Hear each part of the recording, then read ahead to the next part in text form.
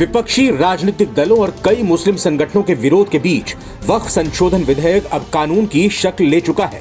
राष्ट्रपति द्रौपदी मुर्मू ने इस विधेयक को मंजूरी दे दी है। इस बीच भारत के दो पड़ोसी मुल्कों यानी पाकिस्तान और बांग्लादेश में वक्फ कानून में संशोधन पर विरोध की आवाजें उठ रही हैं। बांग्लादेश जमात इस्लामी, बांग्लादेश इस्लामी छात्र शिविर ने बयान जारी कर इस विधेयक के पास होने की निंदा की है।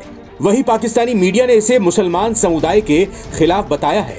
बांग्लादेश जमात इस्लामी के जनरल सेक्रेटरी और भूतपूर्व सांसद प्रोफेसर मियां गोलम पोरवार ने एक बयान जारी करते हुए वक्फ संशोधन विधेयक को विवादित बताते हुए इसके पारित होने को लेकर चिंता जताई और इसे मोदी सरकार का मुस्लिम विरोधी कदम बताया है। बांग्लादेश इस्लामी छात्र शिविर ने भी वक्फ संशोधन विधेयक के पास होने की कड़ी निंदा की है।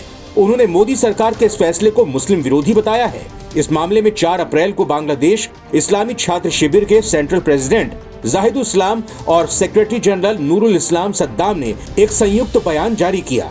उन्होंने कहा, विवादित वक्फ संशोधन विधेयक 3 अप्रैल को भारत की लोकसभा में पास किया गया।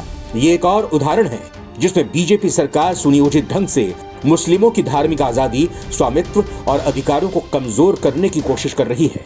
इस कानून के जरिए सरकार ने मुस्लिमों की धार्मिक संपत्तियों जैसे मस्जिदों, मदरसों, कब्रिस्तान, आश्रय स्थलों और उनसे जुड़े मामलों में हस्तक्षेप करने के रास्ते खोल दिए हैं। इस विधेयक के अनुसार वक्फ बोर्ड और सेंट्रल वक्फ काउंसिल में 2 गैर मुस्लिम सदस्यों को शामिल करना अनिवार्य कर दिया गया है, जो वक्फ की धार्मिक पवित्रता पर सीधा हमला है। इस बीच बांग्लादेश इस्लामी छात्र शिविर की ढाका मेट्रोपॉलिटन इकाई ने शनिवार को शाहबाग में वक्फ संशोधन विधेयक के पास होने के खिलाफ मानव श्रृंखला बनाकर विरोध प्रदर्शन किया। इस प्रदर्शन में ढाका के कई विश्वविद्यालयों में मौजूद इकाइयों के अध्यक्ष भी शामिल हुए। वहीं पाकिस्तान की तरफ से भी खूब प्रतिक्रियाएं सामने आ रही हैं। पाकिस्तान के एक न्यूज चैनल में शो के दौरान पाकिस्तानी विश्लेषक डॉक्टर कमर चीमा ने कहा कि ये सेक्युलरिज्म तो नहीं है, ये हिंदू मेजोरिटेरिज्म है। ये पहला कानून नहीं है। आप थोड़ा पीछे जाएं तो देखेंगे कि इन्होंने ट्रिपल तलाक को क्रिमिनलाइज किया था, जिससे मुसलमान नाराज हुए। इसी तरह यूपी में लव जिहाद का मामला उठा, फिर कर्नाटक में हिजाब बैन का मुद्दा उठा। मैं आपको ऐसी बहुत सारी मिसालें दे सकता हूँ। डॉक्टर चीमा ने कहा, अब वो समझते हैं कि दरगाह और मस्जिद 2 ऐसी जगह हैं जहाँ मुसलमानों का बहुत ज्यादा कंट्रोल है, तो इस कंट्रोल को कम किया जाए। वो नाम ये दे रहे हैं कि हम डिजिटलाइज कर रहे हैं, हम आपको सेव कर रहे हैं, लेकिन ये हिंदू मेजोरिटेरियन सोच है। कमर चीमा ने कहा, नरेंद्र मोदी अपनी राजनीति में मुसलमानों को साइडलाइन कर रहे हैं, वो नया इतिहास लिख रहे हैं। दरअसल उनकी कोशिश भारत के ऊपर हिंदू छाप लगाने की है। आपको बता दें कि दुनिया में भारत के पास सबसे ज्यादा वक्फ संपत्तियां हैं।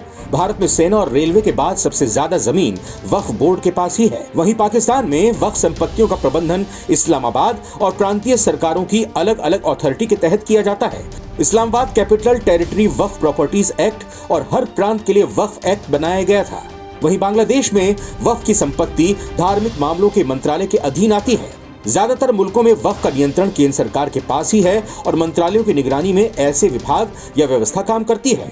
वहीं बांग्लादेश में भी वक्फ बोर्ड नियम कानून में है, जिसके तहत वक्फ इस्लाम की जमीनों की देखरेख करती है। तो भारत के मामले में पाकिस्तान और बांग्लादेश की तरफ से इस तरह से टांग अड़ाए जाने पर आपकी क्या प्रतिक्रिया होगी, कमेंट में जरूर शेयर कीजिएगा।